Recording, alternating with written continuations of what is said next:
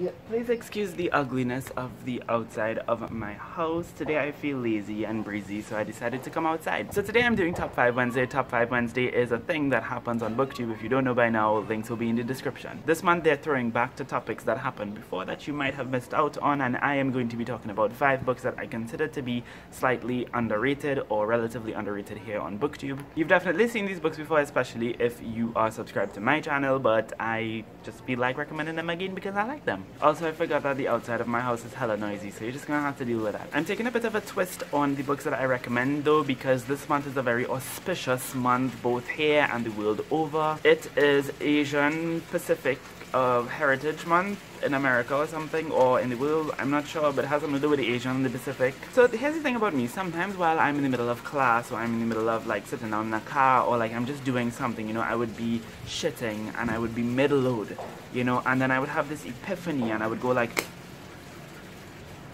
I'm Asian. Like, I'm not actually Asian in the sense that I'm from Asia. I'm from the Caribbean. I'm very much a Caribbean person, but my ancestors are from Asia. So if you don't know the history, like basically like back in the 1800s, like in the 1830s, slavery in the Caribbean ended, and the British who were in charge of us at the time were like, oh no, Bartholomew, whatever do we do? Well, you know, perhaps we could just, you know, work on the plantations on our own. I mean, the money just benefits us anyways. Best we do our own work. It would make sense that way.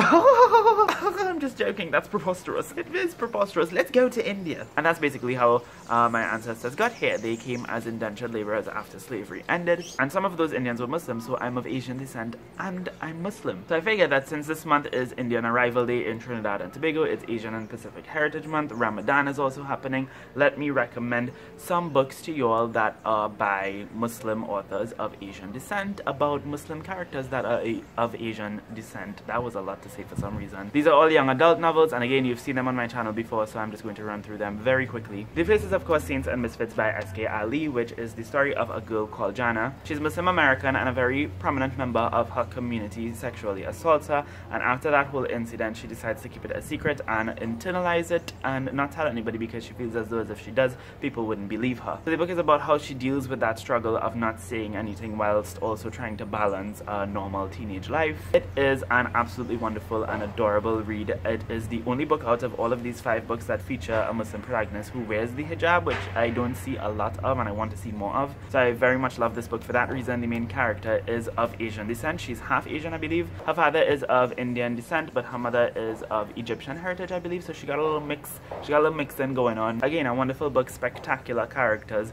beautiful story, and a great message. Next book I have to recommend for you all is That Thing We Call a Hat by Sheba Karim, and this is a book about a girl called, what's her name again?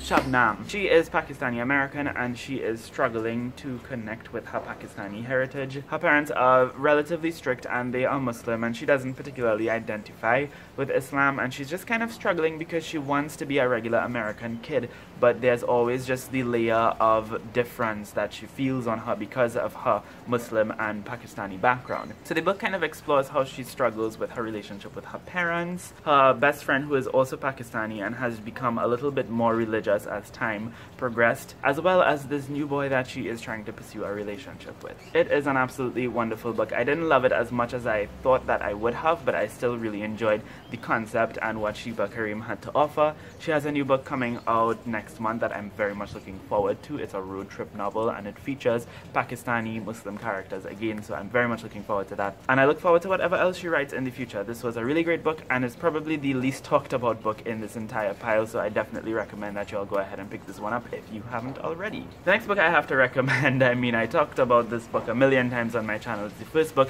that I ever talked about on my channel. It's the book that made me start booktubing in the first place because I needed to review it and I didn't have anybody to talk to about it. And that's basically how I started my booktube channel, and that is of course Written in the Stars by Saajid. Now this one is a book about a Pakistani American girl again who has very strict parents, and one of their #1 rules for her is that she is not allowed to have a boyfriend. But she breaks this rule because, you know, man is life. So her parents decided to take her and her brother back to Pakistan, their homeland, for the very first time so that she could reconnect with her heritage and right her wrongs and all these kinds of things. But that was just a guise for what they were really clearly planning to do, which was marry her off to somebody in Pakistan and leave her there. And that's exactly what happened. So the book is about how she kind of negotiates her way through this forced marriage, and it's very thrilling. It's very, like, it's a page turner. I could not stop reading this book. This is the only book to this date that I have ever read in one sitting, which is not something that I can do because I do not have that kind of attention span. But yes, an absolutely thrilling and wonderful novel. I definitely recommend that you pick it up. Aisha Saajid has a new book out called Amal Unbound, which I really want to read.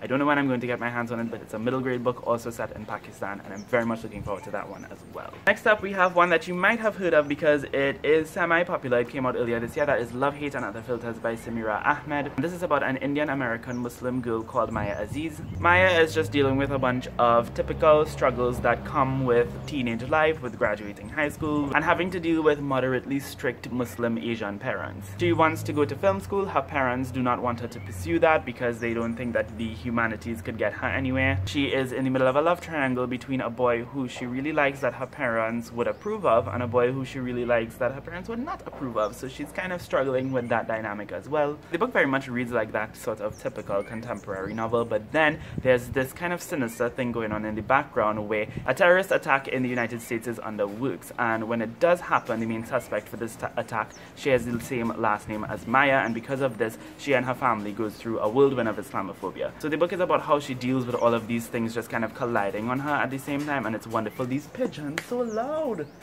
Why are these birds always interrupting my damn videos? So yes, that's what this book is about. It's absolutely wonderful. I adored every single page of this novel. I definitely think everybody should pick this one up because it's so timely and it's so relevant to what is happening in American society right now. The last book I have to recommend is The Lines We Cross by Randa Abdel Fattah. This is also known as When Michael Met Mina in Australia. It is set in Australia, and we are following two main protagonists. We're firstly following Michael, who is a white Australian boy, and he is the son of these two very conservative people who start an organization that is very anti-immigrant, anti-refugee, anti-Islamic, anti-multiculturalism in its rhetoric. And he kind of just goes with the flow, like he agrees with his parents for the sake of agreeing with his parents because that's just how he was taught for the entirety of his life. Then we have our next main protagonist, who is Mina. She's a Muslim, and she originally came to Australia as an Afghanistani refugee when she was only 7 years old. So the book explores their relationship being from two completely different worlds and two completely different perspectives, and how they sort of clash with each other. And you're also following them as they go through immense character development. Michael, in the case of learning how his perspective might not necessarily be the most right or justified perspective, and Mina in the sense that she's kind of reflecting on the trauma of her past and coming to terms with it, and it's absolutely wonderful. It's a remarkable story, one of the best books that I read. In fact, it was my favorite book of 2017 if you watched that video, and it is one of my favorite books of all time, and everybody should read it because it's amazing. And so, this outside idea wasn't the best. So these are the 5 books that I would recommend to y'all for this month or for whenever you want to read them because they are amazing. Please give these a go if you haven't already. If you've read them though, I would love to know your thoughts in the comments down below. So thank you so much for watching this video. I hope you have a lovely, lovely day. Make sure to like and subscribe and all of those different things. Follow me on Twitter and Instagram. Links will be in the description down below. That being said, again, thank you so much for watching. I hope you have a lovely, lovely day, and until next time, inshallah, keep reading.